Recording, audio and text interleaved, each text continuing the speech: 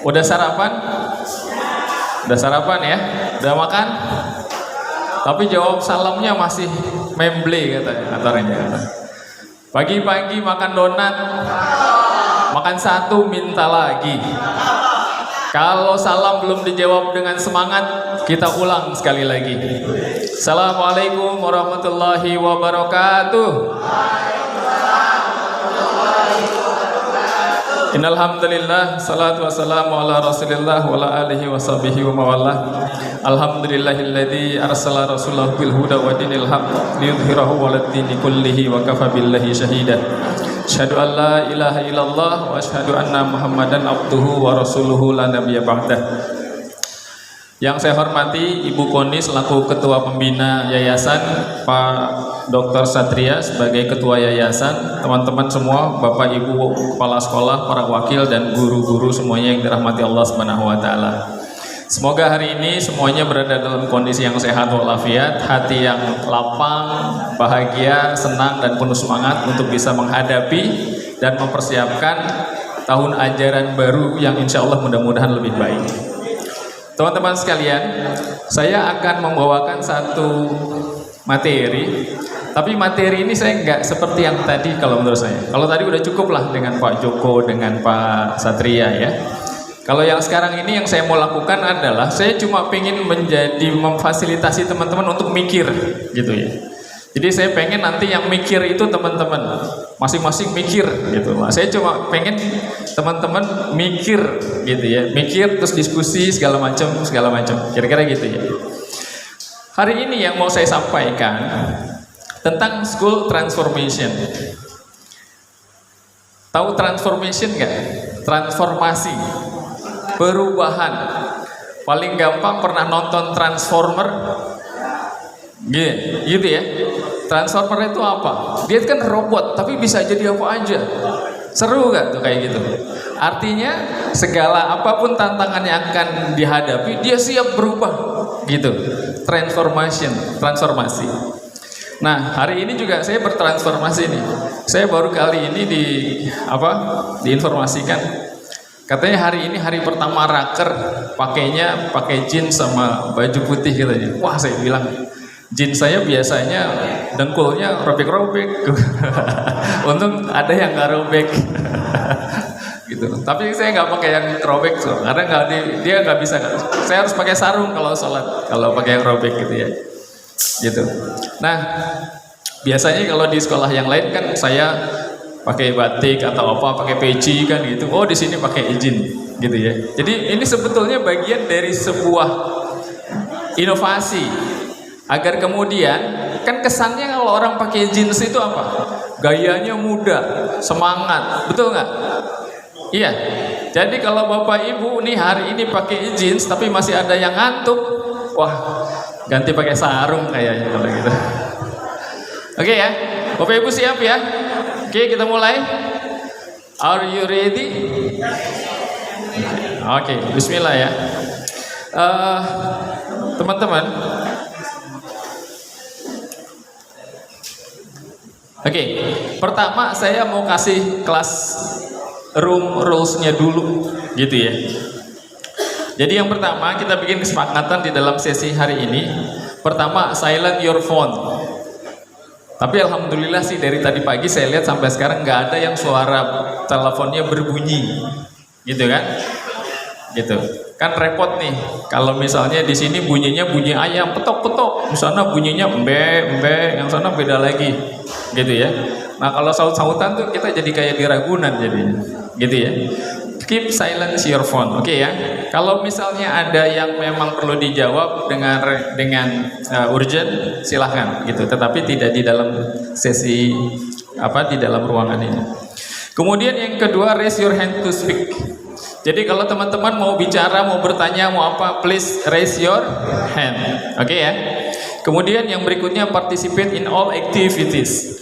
Jadi teman-teman harus berani untuk berpartisipasi, berkontribusi dalam setiap aktivitas nantinya. Nggak ada yang salah, nggak ada yang benar. Nggak ada yang salah, benar semua. Gitu ya. Repot kalau nggak ada yang salah, nggak ada yang benar.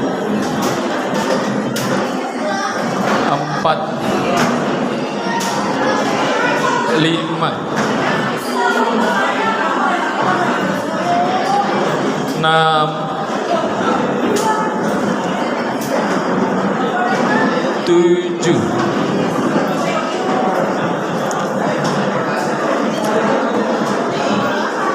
delapan,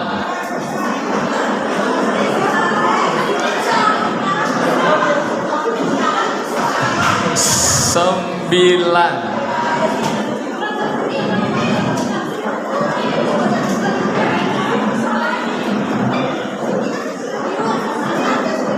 sembilan setengah,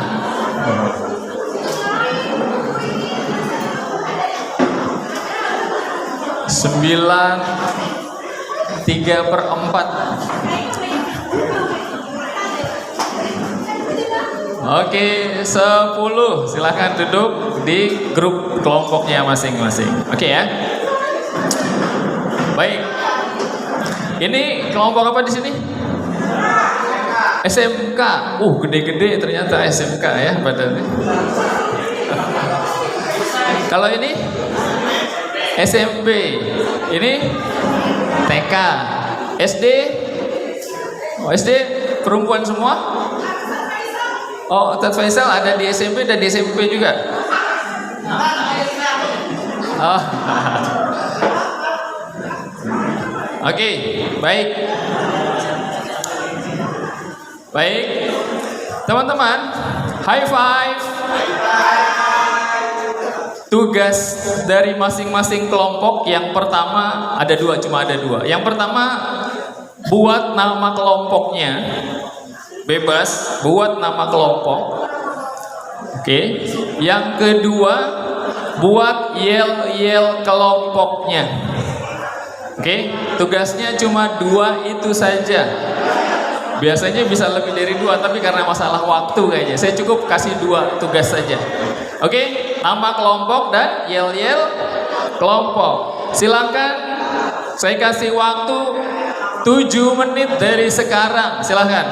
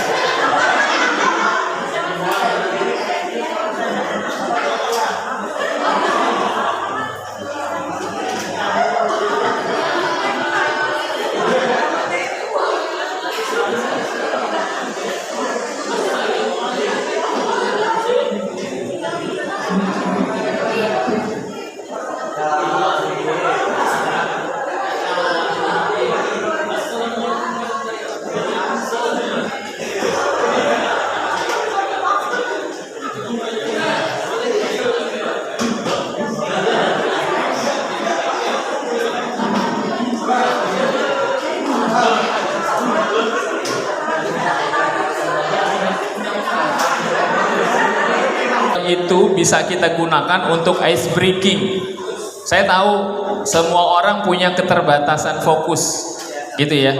Apalagi kalau kita ngajar anak-anak, itu anak-anak SD itu fokus mereka paling lama 15-20 menit.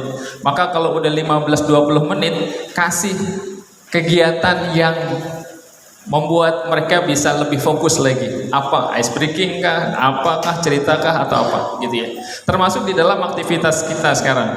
Saya pikir mungkin nanti setelah kelihatannya udah rada-rada ngantuk segala macam, kita kayaknya perlu masuk ke dalam ice breaking. Ice breakingnya nanti jadi tugas kelompok masing-masing.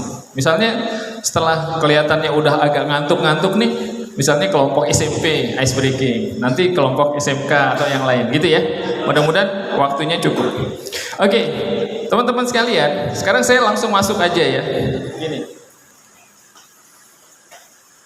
Oke, ini tujuan pembelajaran kita di sesi yang pertama. Yang pertama, setelah mengikuti sesi ini diharapkan teman-teman semua bisa memahami dan menginternalisasi visi yayasan. Saya ingat tadi Pak Satria sudah menyampaikan tentang visi yayasan. Kemudian menganalisa faktor-faktor penyebab school failure. Tahu school failure?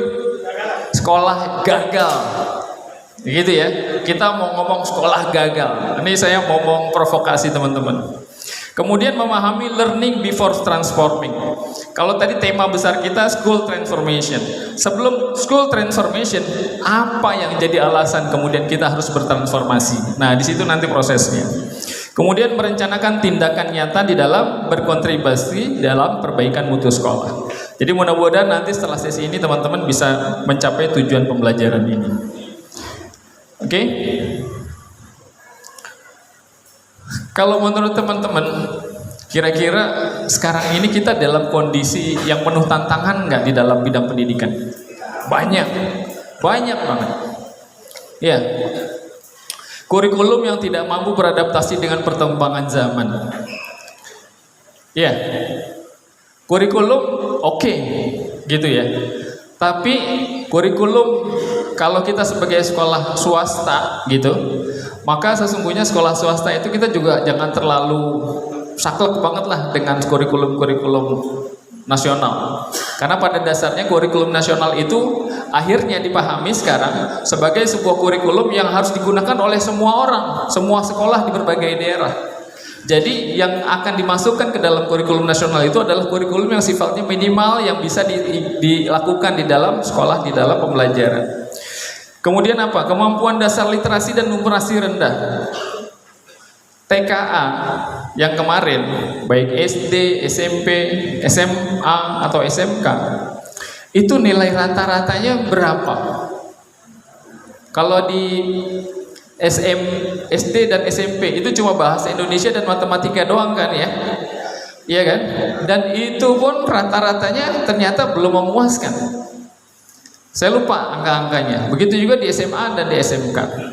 Ya, artinya berarti kita perlu mengevaluasi banyak apa yang menjadi permasalahan di dalam pendidikan kita. Kalau kita mau mengecilkan, sebetulnya mestinya sekolah kita mestinya punya data sendiri. Berapa rata-rata hasil TKA SD?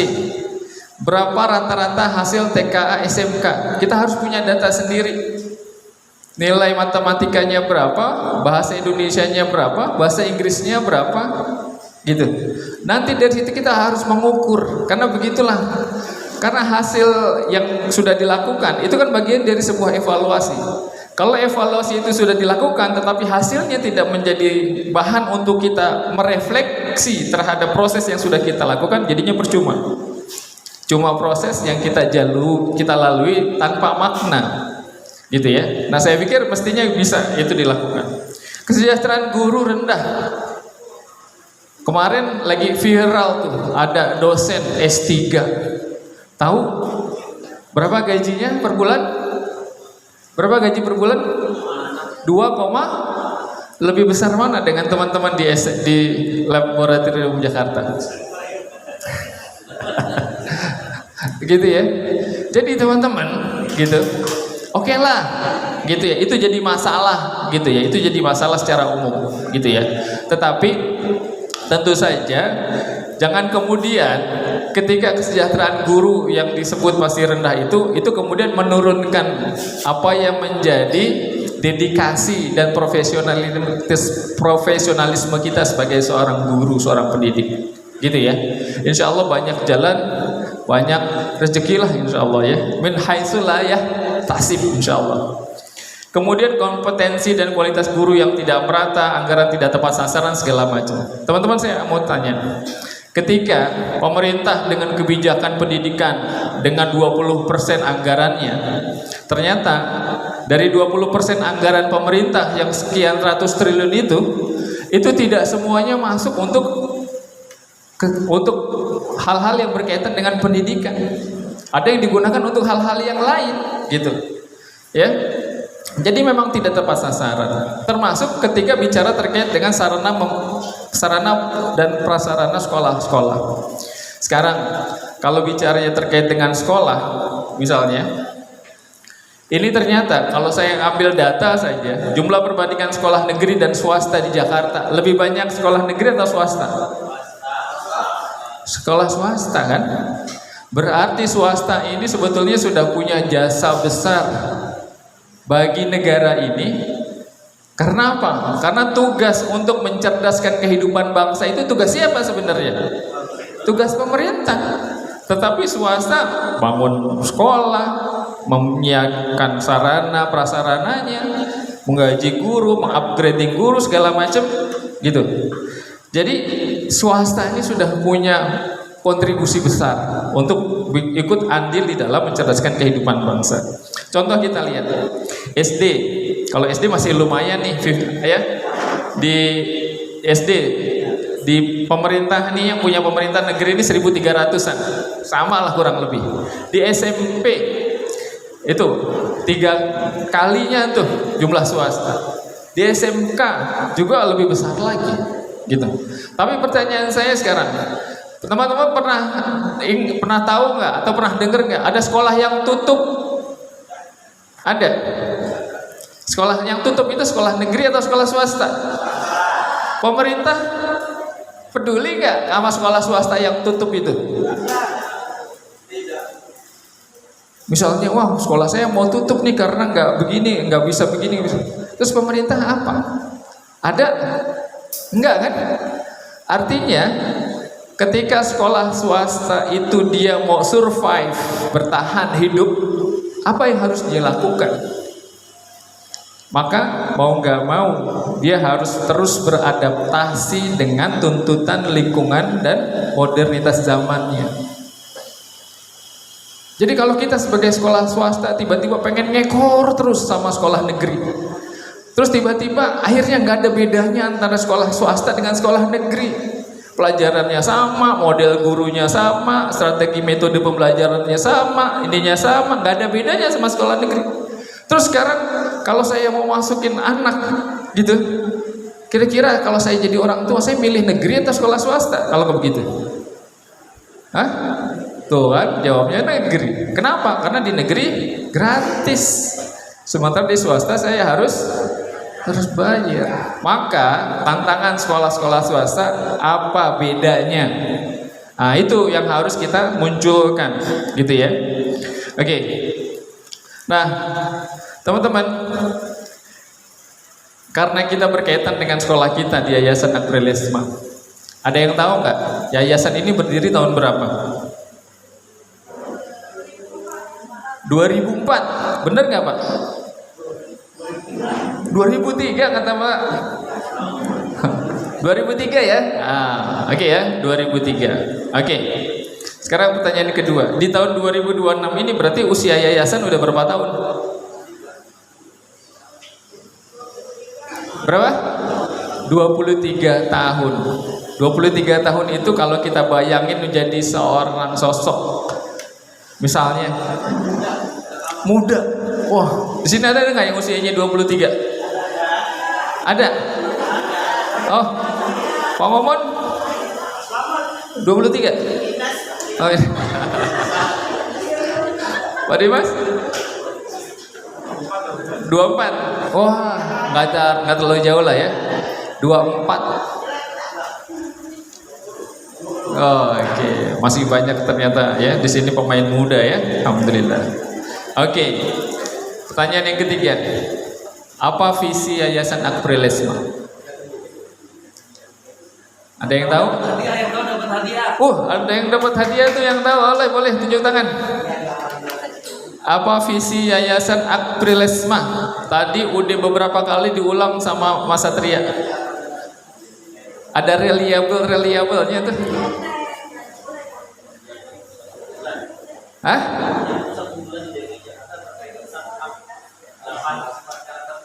Nanti Pak Satria yang menjadi pusat unggulan di DKI Jakarta terkait tentang 8 karakter terpuji. Sisanya 18. Kurang tepat katanya. Ada lagi yang lain? Oke. Menjadi lembaga pendidikan yang reliable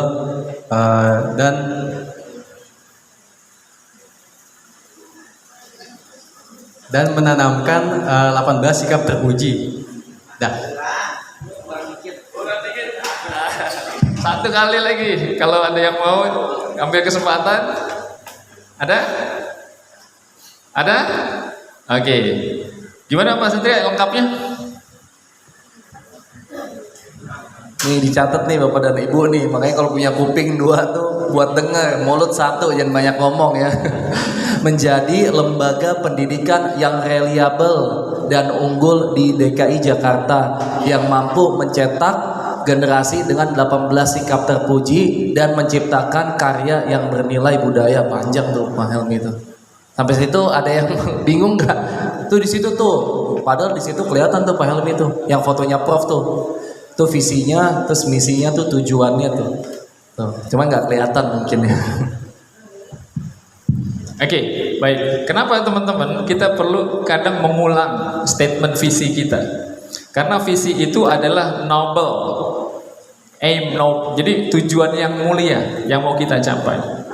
Dan mestinya visi itu perlu kita ukur ketercapaiannya. Setelah 23 tahun nih Aprilisma berdiri sampai dengan sekarang, udah sampai mana? Udah sejauh mana kita bisa merealisasikan visi itu? Itu sebetulnya harus bisa diukur gitu ya. Tapi itu nanti jadi masalah lain lagi. Sekarang nih saya mau tanya satu lagi. Ini udah 23 tahun loh Aprilisma.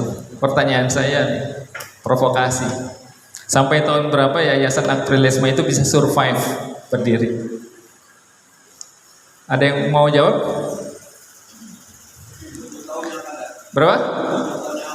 7 tahun yang akan datang. Jadi sisa usianya tinggal 7 tahun dong. Iya. Oke. Ada lagi yang lain? Selamanya. Karena visi yang mulia itu, gitu ya, itu kadang butuh pengorbanan dan butuh waktu yang panjang untuk bisa merealisasikannya. Dan kalau namanya kita bicara terkait dengan masalah pendidikan, maka yang sedang kita bangun adalah kita sedang menyiapkan peradaban buat anak-anak generasi yang akan datang. Sehingga usia generasi itu akan lebih panjang daripada usia kita. Contoh misalnya Prof, gitu ya. Prof yang bangun sekolah, punya values, punya asumsi, punya tujuan. Tapi sudah tidak membersamai kita sekarang. Tapi apa yang menjadi values, apa yang menjadi visi besarnya, itu terus hidup dan dihidupkan oleh kita semua. Dan begitulah esensi dari pendidikan yang mau kita bangun. Jadi kalau bisa, kalau pertanyaannya seperti itu, maka jawabannya adalah kita berharap selamanya yayasan ini bisa terus survive untuk berkontribusi di dalam menyiapkan generasi-generasi di masa yang akan datang. Oke, setuju ya dari situ ya? Oke, baik. Sebagaimana manusia, maka lembaga organisasi dia pun dia mengalami proses tumbuh, gitu ya. Ada dulu mungkin masih bayi, masih merangkak, belum bisa berdiri. Terus kemudian tumbuh menjadi anak, remaja, dewasa, sampai kemudian tua lagi. Ya begitulah organisasi, gitu.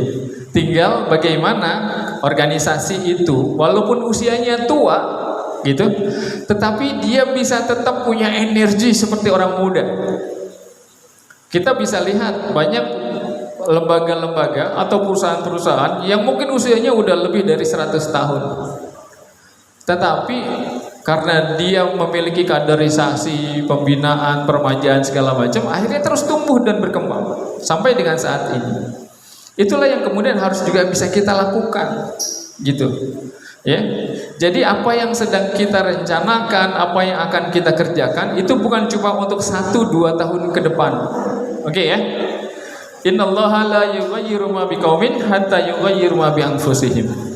Jadi apapun nanti yang sedang kita lakukan, sesungguhnya kita sedang berusaha untuk memperbaiki kita, ya, untuk memperbaiki diri kita masing-masing. Oke, teman-teman. Kita sekarang masuk di learning before transforming. Why school fails? Saya kasih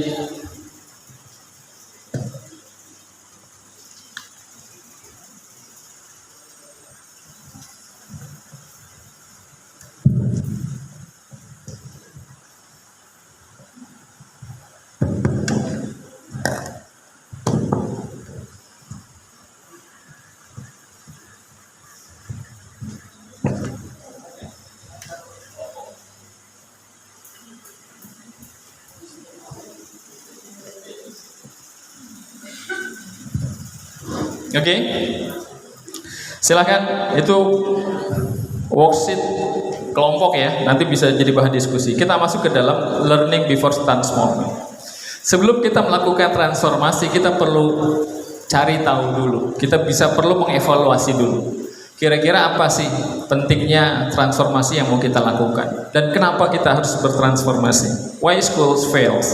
Kenapa ada sekolah yang dia usianya sudah lebih tua dari kita, tetapi dia masih tetap berkembang, cabangnya bertambah banyak, muridnya luar biasa banyaknya.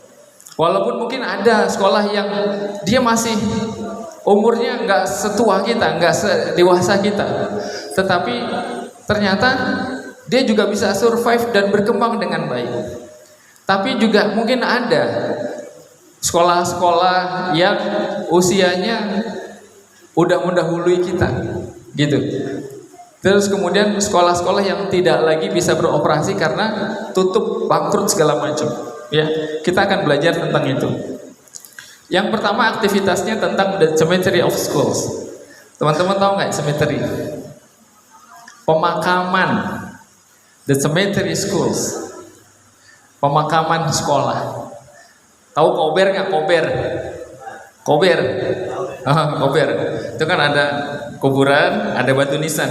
Itu di batu nisan itu ada sekolah A. Batu nisan ini satu lagi sekolah B. Yang lain lagi sekolah C. Itu sekolah-sekolah yang sudah tutup usia. Nah, kita mau masuk di the cemetery of schools, pemakaman sekolah. Kita baca sama-sama. Saya sudah bagikan itu, nanti saya tampilkan juga di sini. Kita akan baca cerita tentang sekolah-sekolah. Terus kemudian setelah kita baca, nanti masing-masing kelompok silakan berdiskusi, ya. Mengapa sekolah-sekolah itu bisa mati? Terus kemudian apa yang sebenarnya terjadi pada sekolah itu? Gali, diskusikan dan tulis sebanyak-banyaknya kemungkinan penyebab sekolah itu mati. Oke ya? Ya. Seorang kepala sekolah muda yang menerima sebuah surat tanpa nama pengirim. Isinya hanya satu kalimat. Datanglah ke cemetery of schools sebelum sekolahmu menjadi penghuni berikutnya. Ia mengira itu lelucon, tetapi rasa penasaran membawanya pergi. Tidak ada suara anak-anak, tidak ada bel sekolah, tidak ada guru. Hanya gerbang tua dan papan kayu, the cemetery of schools. Di sana ada seorang penjaga tua, mantan kepala sekolah. Selamat datang. Tidak ada sekolah yang mati mendadak. Semua dimakamkan sedikit demi sedikit. Makam pertama. Sekolah yang kehilangan murid. Pada batu nisannya tertulis, kami tidak pernah sadar bahwa setiap siswa yang pergi membawa 10 calon siswa berikutnya. Penjaga mulai bercerita. Dulu sekolah ini penuh, kini kosong. Yang pertama pergi bukan murid, tetapi kepercayaan orang tua. Kemudian dia datang lagi ke makam yang kedua. Sekolah yang bangkrut. Di batu nisannya tertulis, kami menghitung uang setiap hari, tetapi lupa menciptakan nilai. Cerita bendahara, Guru tetap mengajar, tetapi sekolah berhenti berkembang. Pendapatan turun, biaya naik, semua berharap keajaiban. Yang datang justru surat penutupan. Kemudian dia bergeser lagi ke makam yang ketiga. Sekolah yang kehilangan identitas. Dulu terkenal, kini tak seorang pun mampu menjelaskan apa keunggulannya. Semua slogan terdengar sama, semua program mirip, semua brosur serupa. Orang tua bertanya, mengapa saya harus memilih sekolah ini? Tak ada yang mampu menjawab. Kemudian datang lagi dia ke makam yang keempat. Gedung yang masih berdiri, tetapi sekolahnya sudah mati. Bangunan megah, AC baru, LCD baru. Namun guru kehilangan semangat. Siswa belajar karena terpaksa. Tidak ada inovasi, tidak ada impian. Penjaga berkata, gedung tidak pernah membuat sekolah hidup. Kemudian di makam yang kelima, sekolah yang menolak berubah. Ini makam terbesar, paling baru. Di batu nisannya tertulis, kami terlalu sibuk mempertahankan cara lama.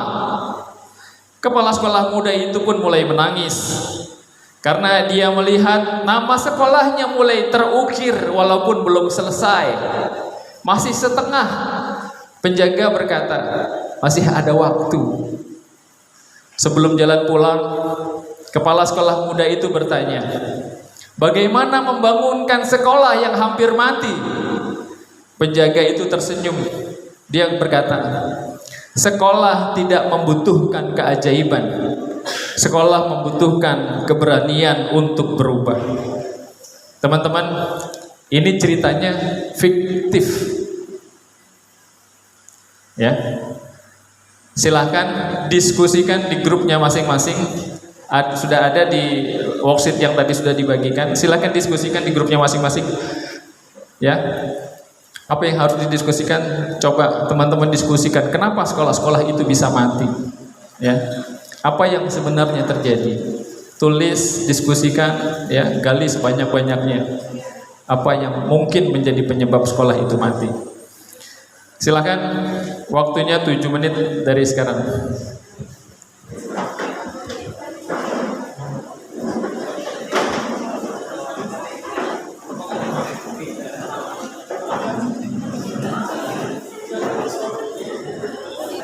Udah semua ya?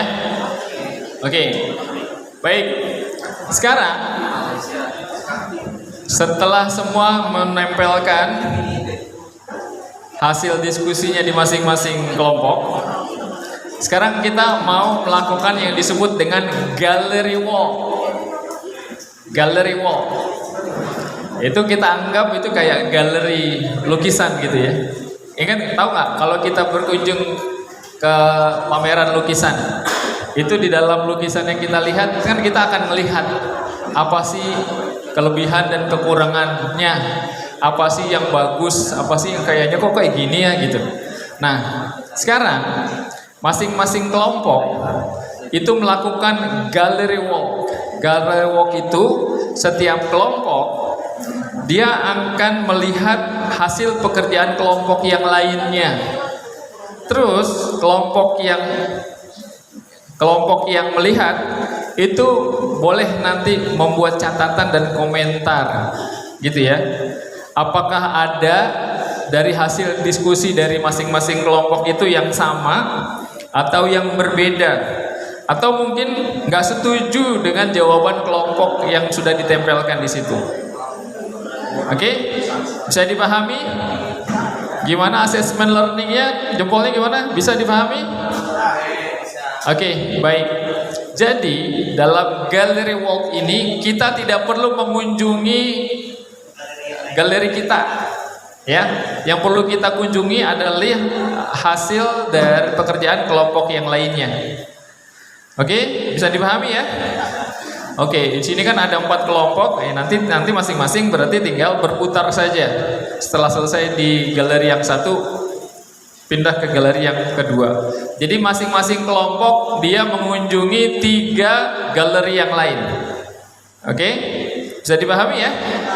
Oke, mulai dari sekarang silakan untuk mengunjungi galeri dari masing-masing kelompok yang lain. Nanti bisa jadi bahan diskusi buat kelompoknya.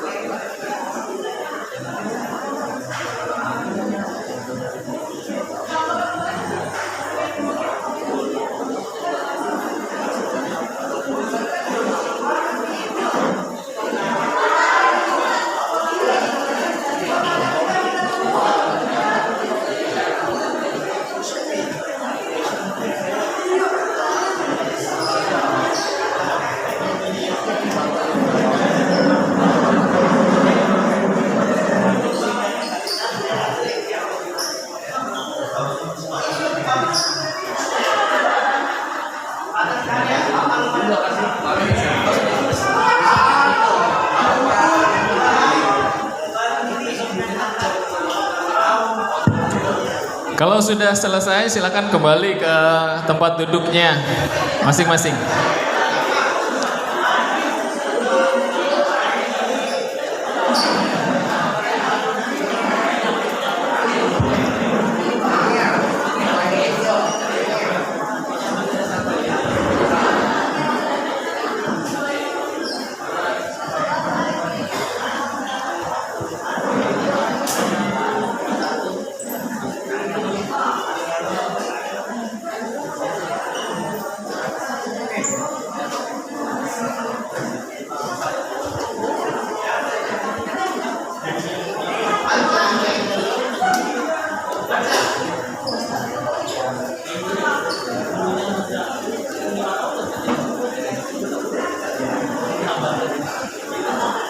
Oke, silahkan yang sudah bisa kembali ke tempat duduknya masing-masing.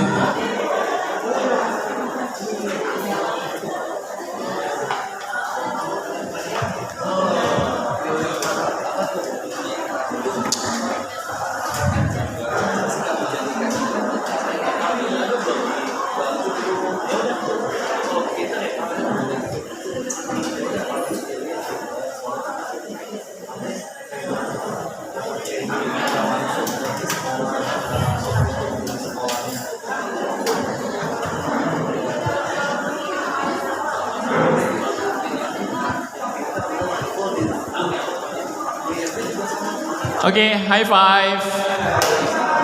Baik, silakan.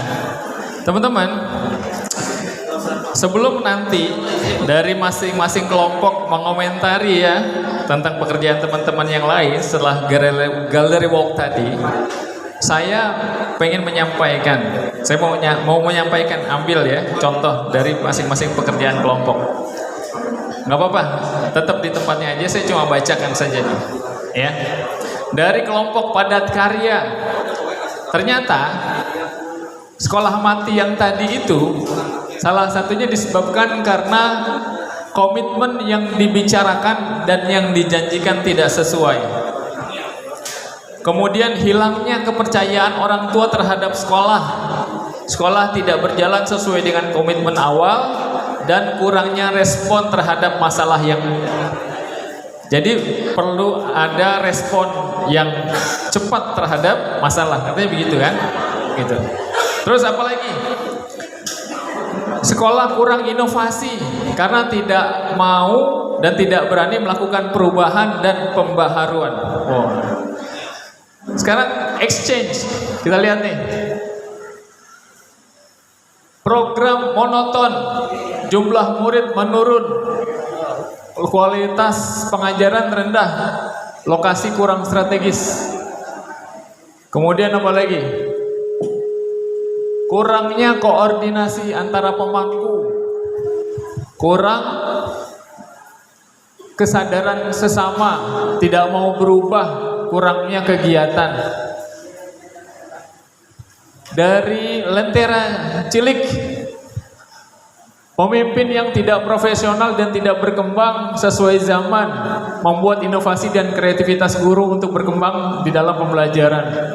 Tidak adanya persamaan persepsi antara pendidik, masing-masing jalan sendiri. Hilangnya kepercayaan orang tua, sistem yang dibiarkan salah terus-menerus. Wah.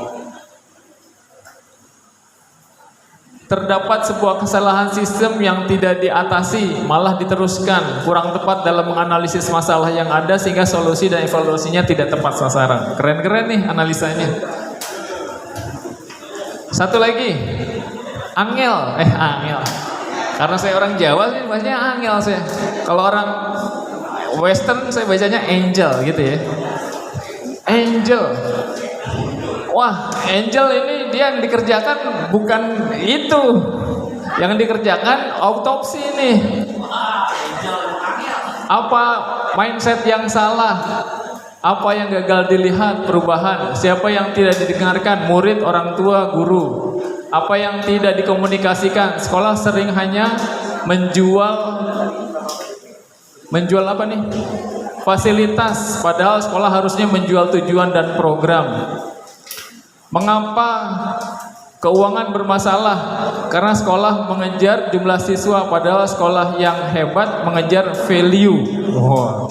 Jadi sekolah hebat yang dikejar value, bukan jumlah siswa, gitu ya. Oke, baik. Itu saya cuma ngasih petikannya saja. Nah, setelah teman-teman tadi melakukan gallery walk tadi, ada nggak yang kira-kira teman-teman mau sampaikan? Apakah ada hal yang sama atau ada hal yang berbeda? Atau ada hal yang teman-teman nggak setuju dari apa yang tadi sudah dikunjungi tadi? Silakan. Salah satu yang tadi saya kunjungi yang menyebabkan sekolah itu mati, gurunya muda. Satu 10 tahun ke bawah. Apakah itu termasuk? Kemudian lagi tadi yang terpenting di karton padat karya itu mungkin ada yang terinti, manajemennya kurang baik. Terima kasih. Oke, baik. Ada lagi dari kelompok lain yang mau ngasih pendapat? Dari hampir semua kelompok intinya sih sama sih Pak. Jadi penekanannya pada sistem sekolah, manajemen sekolah. Ada yang membahas tentang keuangan sekolah, ada yang membahas itu. Saya baca ada tentang bagaimana pengembangan guru. Tapi yang disebutkan Habib tadi juga saya cepat baca itu. Ada guru yang muda penyebab dari sekolah yang mati. Kalau menurut saya justru yang muda itu kalau selalu dibina malah bagus. Karena fresh graduate itu kan tenaganya, powernya, inovasinya itu bagus, sehingga butuh pembinaan saja, pelatihan yang lebih banyak sehingga dia bisa lebih matang lagi. Menurut saya begitu. Oke, baik, terima kasih. Ada satu lagi?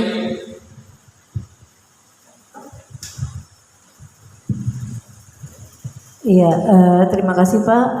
Untuk yang saya cermati, karena saya sudah berapa tahun ya di sini dari 2006. Jadi memang sekolah itu yang pertama promosinya adalah orang tua. Tapi ketika orang tua kecewa, dia nggak akan lagi mau mempromosikan sekolah kita.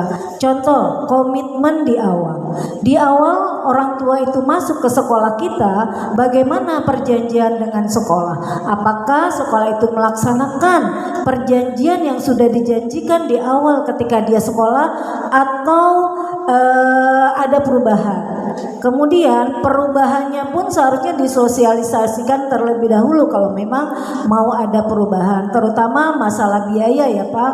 Masalah biaya yang berubah itu yang utama sekali. Orang tua tidak mau lagi memberikan kepercayaan kepada sekolah kita dan tidak mau lagi mempromosikan sekolah kita ke masyarakat atau ke keluarganya. Itu aja sih Pak, terima kasih. Oke, baik. Terima kasih. Oke, teman-teman kita kasih aplaus ya buat semua pendapatnya. Oke, baik. Jadi kita punya studi kasus tadi, gitu ya. Terus teman-teman saya lihat, wah, udah bagus nih, udah bisa menganalisa, gitu. Artinya sebetulnya ketika kita berpikir tentang satu masalah dan kita baru mencari penyebabnya nih, kita belum cari solusinya kan, gitu. Walaupun solusinya nanti mungkin akan yang berkaitan dengan transformasi sekolah tadi. Tapi kalau menurut saya ini sebuah awareness yang bagus, sebuah kesadaran yang baik bahwa kita sudah harus berpikir tentang organisasi kita, ya. Kita sudah mulai dengan simulasi yang tadi. Oke, baik. Oke, teman-teman, saya lanjutkan dulu, ya. Root cause investigation. Jadi kita perlu yang kedua, ini aktivitas yang kedua, mencari atau menginvestigasi apa akar masalahnya, ya. Nanti dari masing-masing kelompok akan ada studi kasus, ya, ya. Terus kemudian setelah masing-masing dapat studi kasusnya apa, maka gunakan metode 5 why. Tahu 5 why? 5 pertanyaan mengapa. Ya, 5 pertanyaan mengapa sampai menemukan akar masalah. Ada masalah. Misalnya, masalahnya PPDB kita menurun, itu masalah. Ya kan? Mengapa? Itu masalah, gitu ya. Terus kita perlu menggali akar masalahnya dengan 5 why. Ya kan? Mengapa PPDB kita turun? Gali lagi. Mengapa orang tua memilih sekolah lain? Gali lagi. Mengapa? Gali lagi. Mengapa? Sampai ada 5 mengapanya. Ya, harapannya itu nanti kita bisa dapat akar masalahnya seperti apa. Setelah dapat akar masalahnya, silahkan nanti teman-teman dari masing-masing kelompok mempresentasikan, ya, menjelaskan tentang gejalanya apa, penyebabnya apa, akar penyebab atau akar masalahnya apa. Oke ya. Ini sebenarnya waktunya saya punya ada 7 activities, tapi kita baru masuk di 2. Gak apa-apa, nanti kita skip aja. Mungkin kita bisa lanjutkan besok. Kalau nggak salah, saya masih kasih waktu buat besok. Oke. Nah, ini ada 5, padahal kita cuma ada kelompok, ada 4 ya. Oke, kita bikin aja. Ini kasus A, gitu ya. Ini studi kasus. Ini kelompok A, berarti kelompok mana nih? Kelompok A itu kelompok TK lah, gitu ya. Angel lah ya. Apa kasusnya? PPDB turun dari 180 menjadi 52 siswa dalam 4 tahun. Oke, kasusnya itu ya, cari dengan 5 why. Ya. Apa untuk kita bisa menemukan akar masalahnya. Kasus B itu untuk yang SD, lentera cilik, guru berkualitas mulai pindah. Nah, ini masalahnya. Gali untuk bisa mendapatkan akar masalahnya. Oke? Yang C ini SMP, gitu ya.